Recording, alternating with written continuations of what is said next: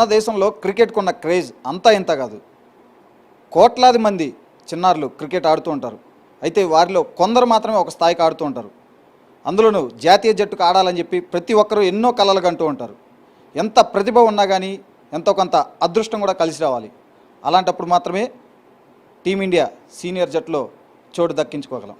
So తాజాగా హైదరాబాద్ నుంచి తిలక్ వర్మ భారత టీ20 జట్టులో చోటు దక్కించుకున్నాడు. అసలు తిలక్ వర్మ కృషి అంటే క్రికెటర్గా జాతీయ జట్టులో స్థానం సంపాదించే వరకు ఎటువంటి కృషి చేశాడు, దాని వెనక ఎటువంటి శ్రమ ఉంది, ఇలాంటి విషయాలన్నీ తెలుసుకుందాం. ప్రస్తుతం మనతో తిలక్ వర్మ వాళ్ళ నాన్న నాగరాజు ఉన్నారు. ఆయన అడిగి మరిన్ని విషయాలు తెలుసుకుందాం.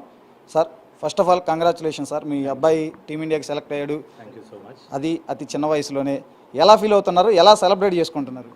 మాకు ఫస్ట్ ఇంకా సెలబ్రేట్ అంటే 11 ఇయర్స్ నుంచి వచ్చాడు కదా, రాగానే ఇమీడియట్లీ ఫస్ట్ కాల్ రాగానే 8:15కి ఫస్ట్ కాల్ చేశాడు.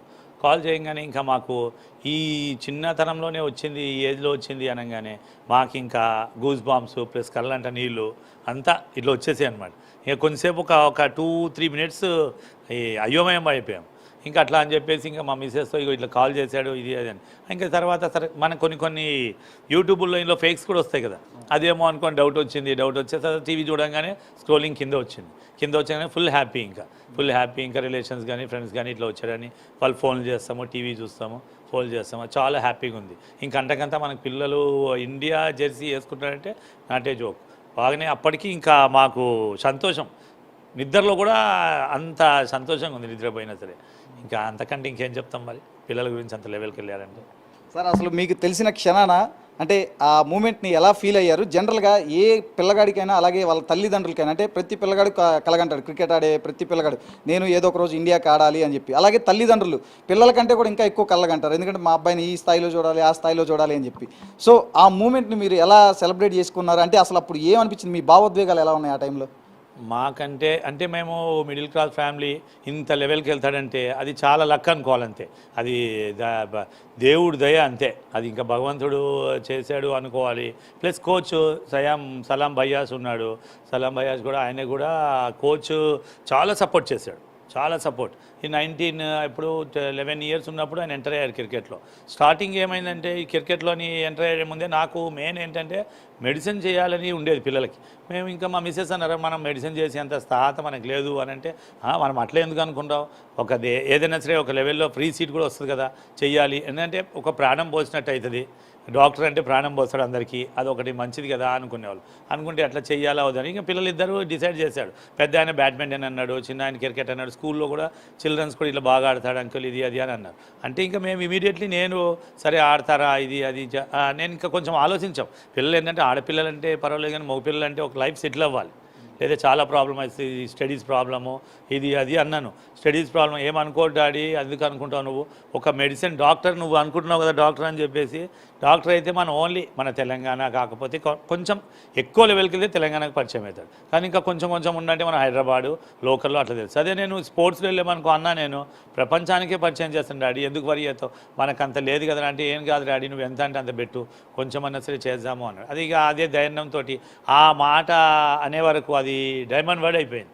ఆ మాట నేను ప్రపంచానికే పరిచయం చేస్తాను అనగానే ఇంకా సరే అని ఫిక్స్ అయ్యి ఇంకా పర్వాలేదులే అని చెప్పి అప్పటి నుంచి ఇంకా ఓవర్ టైంలు చేసి ఇవి చేసి అవి చేసి కొంచెం లెవెల్ వచ్చింది. లెవెల్ కొంచెం వచ్చాడు. తర్వాత అండర్ 14 క్యాప్టెన్ అయ్యాడు చెన్నైలో. ఇంకా కోచ్ కూడా అరే బాగా ఆడుతున్నాడు అని చెప్పేసి ఆయన కూడా బాగా ఎంకరేజ్ చేసి లంచ్ టైంలో కానీ తెప్పియడము, ఆయనకి బ్యాట్స్ ఏమైనా కొనియడము అంతా చేసేవాడు.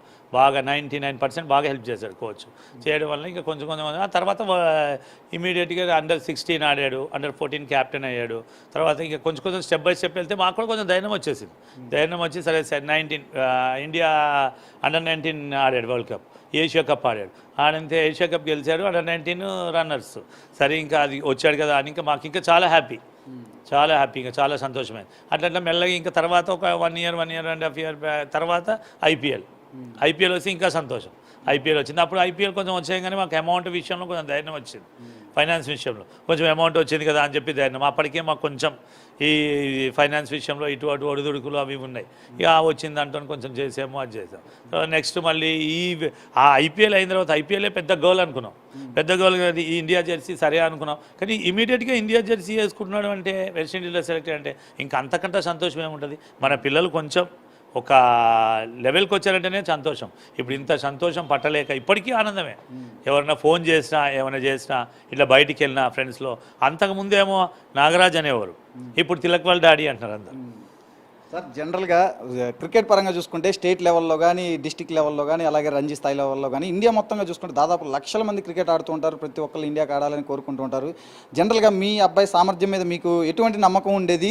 తను ఏదో ఒక రోజు ఇండియాకి ఆడతారు అని నమ్మకం అంటే మీకుందా అసలు? అంటే ఉన్నది అంటే మనం చెప్పలేము కదా సార్, వీళ్ళు టాలెంట్. మనం ఎంత పైసలు ఖర్చు పెట్టినా సరే టాలెంట్ అనేది ఉండాలి, కొంచెం స్టెమినా మంచిగా ఉండి బాగా చెయ్యాలన్నమాట. ఇంకా చేయాలి, హెల్త్ సాధార ఇవ్వాలి, అంతా ఇవ్వాలి కదా.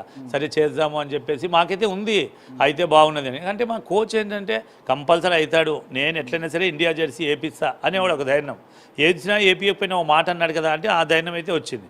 వచ్చి ఇంకా ఆయన కోరిక ప్రకారం ఒక్కొక్క స్టెప్ బై స్టెప్ తీసుకొచ్చాడు. ఇంకా ఆయన మాత్రం లైఫ్లో మర్చిపోలేము కదా, ఇంకా కోచ్ అంటే గురువే కదా. సార్ జనరల్గా ఇండియా టీంలోకి రావడం అంటే మామూలు విషయం కాదు, అందులోనూ సౌత్ ఇండియా నుంచి అంటే చాలా పెద్ద విషయం. నిజం చెప్పాలంటే చాలా రాజకీయాలు జరుగుతూ ఉంటాయి. మనం చూసాం రాయుడు విషయంలో కూడా ఎట్లాంటివి జరిగినాయో, తర్వాత విహారీ విషయంలో కానీ. అట్లాంటిది ఇప్పుడు తిలక్ వర్మ ఇండియా జట్టులోకి నేరుగా, అది ఐపీఎల్ అయిపోయిన వెంటనే తర్వాత సిరీస్కి ఎంపిక కావడం, అసలు ఎట్లా మీరు ఇదంతా ఏమన్నా ఊహించారంటే ఇట్లాంటిది ఏమన్నా జరుగుతుంది ఎట్లా అని మీ అబ్బాయి విషయంలో?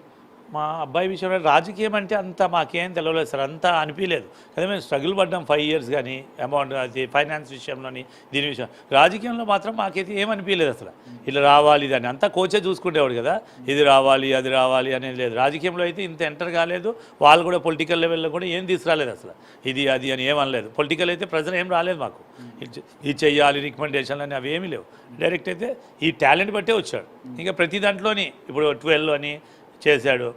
ఫస్ట్ 12లో చేసినప్పుడు స్టార్టింగ్లో 12 ఏజ్ ఉన్నప్పుడు 105 ఎంతో చేశాడు, జూనియర్ కదా.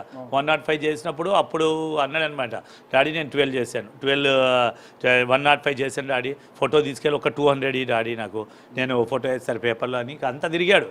తిరిగిన తర్వాత నెక్స్ట్ డే సరే పేపర్లో వేసాడు. నెక్స్ట్ డే వెయిటింగ్ ఇంకా వాడు, పేపర్లో వస్తుంది కదా అని పేపర్ కోసం వెయిటింగ్. నెక్స్ట్ డే పేపర్ చూడంగానే రాలేదు, పేరే వచ్చింది తిలక్ వర్మ అని. పేరు రాగానే కొంచెం అప్సెట్ అయ్యారు కొంచెం. అయితే నేను అన్నా అది కాదురా, ఓటమి గెలుపులు మామూలే, కాకపోతే వేయలేదేమో, నెక్స్ట్ టైం నువ్వు ట్రై చేయి, ఇది దీని వల్ల నువ్వు ఇంకా ట్రై చేయాలన్న, నీకు ఉంది కదా మళ్ళీ అన్న. సరే అని చెప్పి అట్లా ధైర్యం ఇచ్చాం. ధైర్యం ఇస్తే సరే అని నెక్స్ట్ టైం అయిన తర్వాత ఇమీడియట్గా Under-14 క్యాప్టెన్ అయ్యాడు. ఇవాళ క్యాప్టెన్ అయినా కూడా కొంచెం ఈ ప్రెజర్ ఉంటుంది కదా చెన్నైలో, అది కూడా ఒక్కడే వెళ్ళేవాడు. మేము వెళ్ళేవాళ్ళం కాదు, ఈవెన్ ఎయిర్పోర్ట్కి కూడా వాడే వెళ్ళేవాడు, కార్లో వెళ్ళేవారు, వచ్చేవాళ్ళు, క్యాబ్ మాట్లాడుకునేవారు. కానీ చాలా ధైర్యంగా వెళ్ళాడు. ఆ తర్వాత ఇంకా కొంచెం లెవెల్ వచ్చేసాక మనకి ఇప్పుడు పేపర్లో కాదు కదా, ఇంకా టీవీలో వస్తాము, ఇది వస్తాము, ఏవో ఇక వాళ్ళ లైఫ్ సెటిల్ అయినట్టే అనుకున్నాము. సార్ ముఖ్యంగా చెప్పండి, అంటే ఈ మధ్యకాలంలో ఐపీఎల్ ప్రామాణికంగానే భారత జట్టులకు ముఖ్యంగా T20లో కానీ వన్డేలకు కానీ తీసుకుంటున్నారు.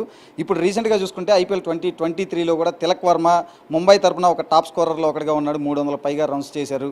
సో ఇప్పుడు ఈ ఐపీఎల్ అనేది తన ఇండియా టీంలోకి రావడానికి దోహదం చేసింది అనుకోవచ్చా? లేదు అంటే ఒకవేళ ఈ స్టేట్ లెవెల్, రంజీ లెవెల్ ఇవే అనుకుంటారా?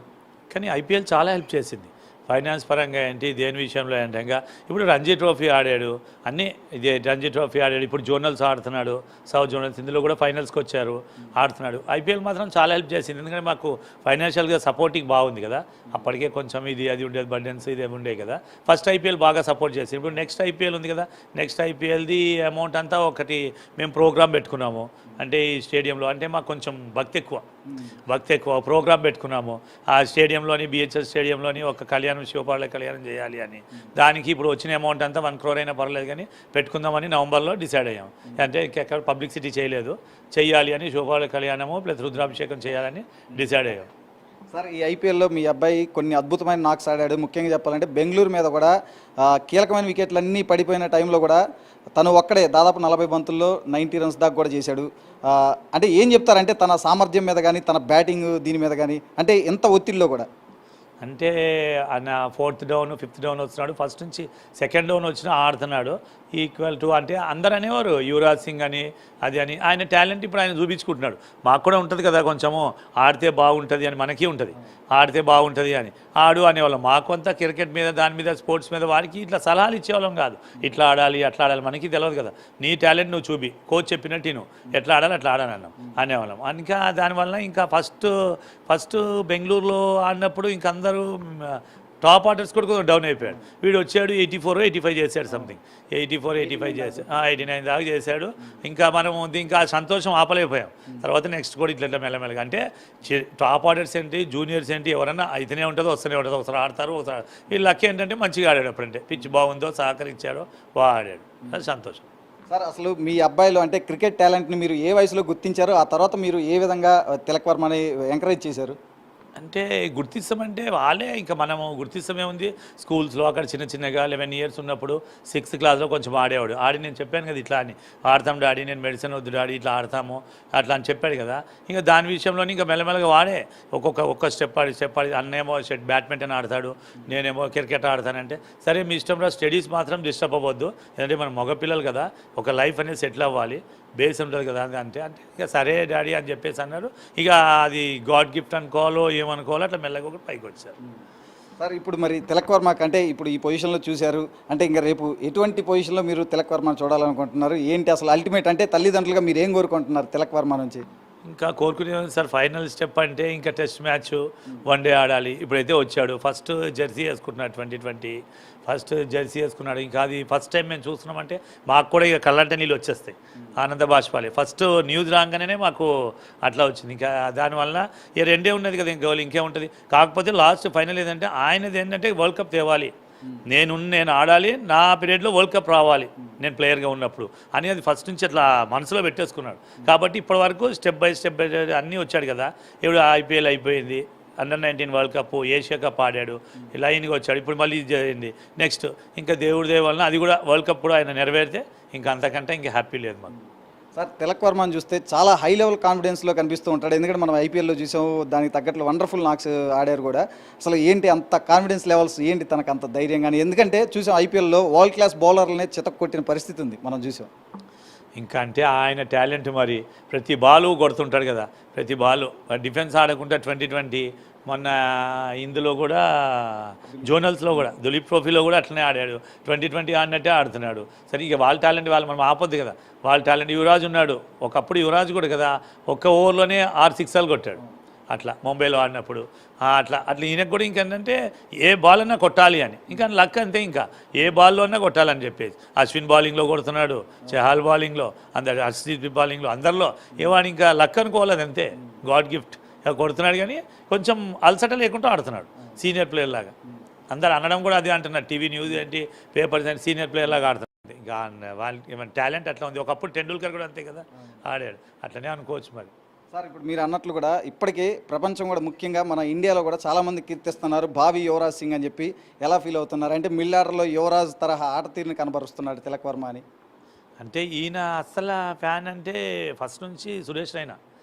ఆయన left hand batsman, right hand bowling, ఆయన్నే ఇంప్రెషన్ తీసుకునేవాడు. చిన్నగా ఉన్నప్పుడు కూడా చెన్నైలో Under-14 ఆడినప్పుడు కూడా ఫస్ట్ ఆయనతో ఫోటో తీసుకొని ఆ ప్రొఫైల్ పిక్ ఏంటి, స్క్రీన్ సేవర్ అంటే అదే పెట్టుకునేవాడు.